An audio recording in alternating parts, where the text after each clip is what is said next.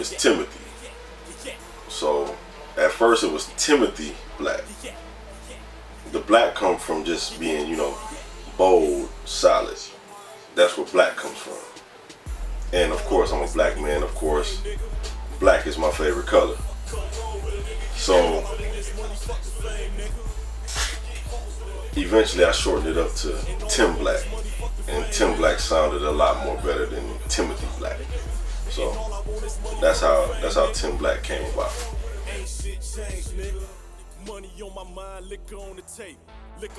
Actually, it was my cousin. I'm gonna shout him out, even though we haven't spoken in a while. But I know he's still grinding on the music. Marlon Milano. I used to go to the studio with him, meet him and a few other fellas, and I was just heavily inspired by what he was doing. And that's how I actually learned how to start rapping. I'm not one of the guys that just started rapping when I was like 8, 9, 10 years old. Like, I was later in the game, like 18, 19 years old. And I was doing it for fun, ended up enjoying it better than what I thought I would, and everything else came about.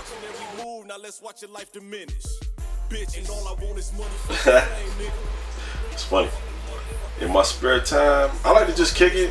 I enjoy to, you know, still do the music. I enjoy playing basketball. I enjoy spending time with my kids, my family. And other than that, of course, have a couple beverages and just, you know, enjoy. I don't do the club scene. I don't like the club. Because ain't nothing in the clubs for me.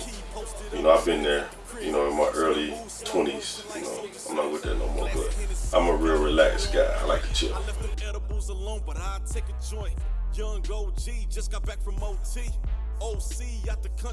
Every day, musically, of course I listen to myself for various reasons.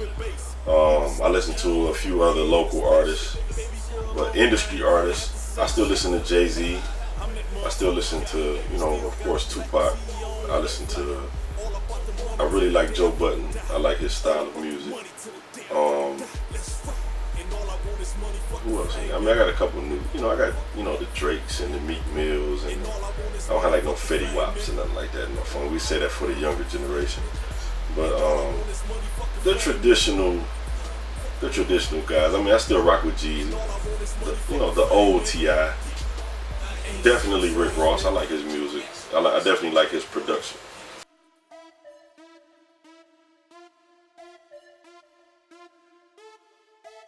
I don't think rap music influences people to do violent things. I think people do violent things because they want to do violent things.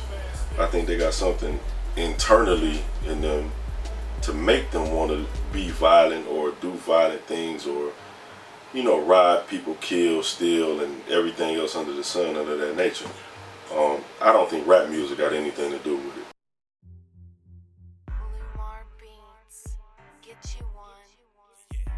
The reason this project was more personal, and I've had some personal projects, but this project was more personal because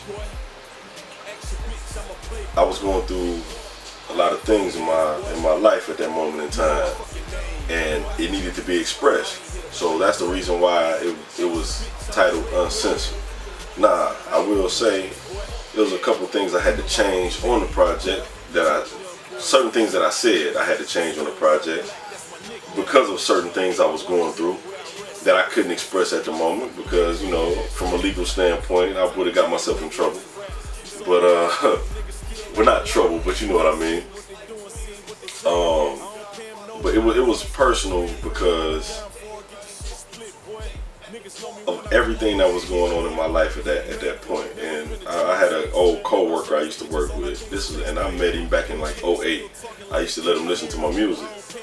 He said, his name was Dominic. I hope he's watching this, you know what I'm saying? But he said, you got some good music, but you gonna make great music once you really go through something in your life.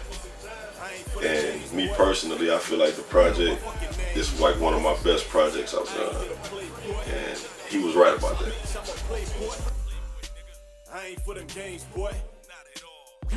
What set this project different from any of my other projects is I went off the top of my head off a lot of the songs. Like, I'm gonna say I freestyle maybe 85% of the whole project.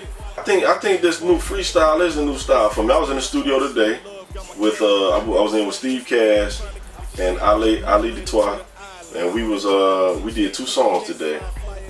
The song I did for Cash, I freestyled the verse. The song I did with Ali Detois, I went off the top, and honestly, I'm enjoying it because that's what I'm feeling at that present moment. Like I don't have time to really think about it. I'm going straight in on what I feel at that moment on whatever song it is.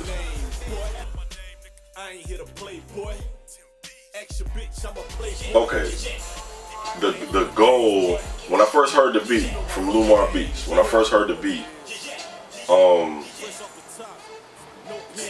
I wanted to steal the quote-unquote Detroit sound. That's supposed to be the hot sound that everybody like, where, you know, they come with line. Like, I wanted to steal that.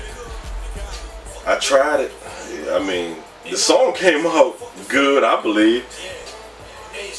It ain't mocked that quote-unquote hot Detroit sound. I wanted to mimic it and imitate it, but it didn't work out the way I wanted to, because I don't sound like that.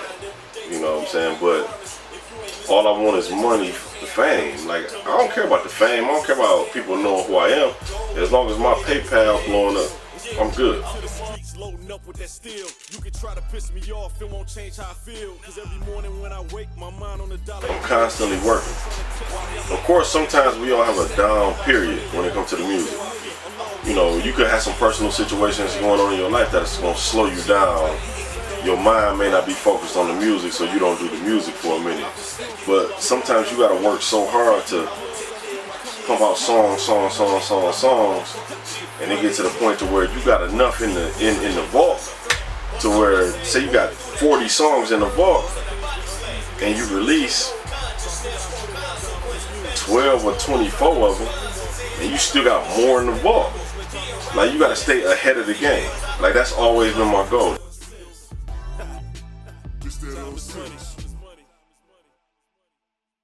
And all I drop is EPs. I've been doing EPs for the past 3-4 years. Because I don't believe in releasing 16, 17, 18 songs on a project. For what? A lot of people attention spans ain't that long. So why give them a 65-minute project when they're not going to be all into it? Why not give them a 25 to 30-minute project? Let them listen to that.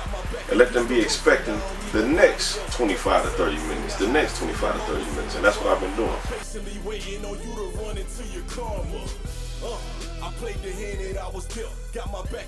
Anybody that want to get in contact with me or reach me, email, I got 2 different emails. Email booktimblack@gmail.com or timblackdetroit@gmail.com, and we can work that way. Producers, videographers, you know, people that got magazines, want to do interviews, anything.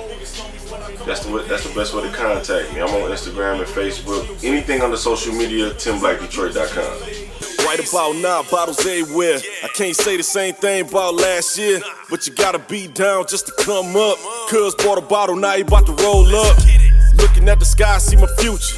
And I don't do the same things that I used to. Stressing about the bullshit, thinking about my past life. Now baby girl about to blow me like a bagpipe. Cruising through my city though, and I ain't got time to deal with these silly hoes. Mind on my money stay all on my mind now. Hennessy a red berry just for me to wind down. Phone ringing, I don't even answer though. Bitches showing off on their platform, and I ain't even got time to argue. Crack another bottle, kick back like God do.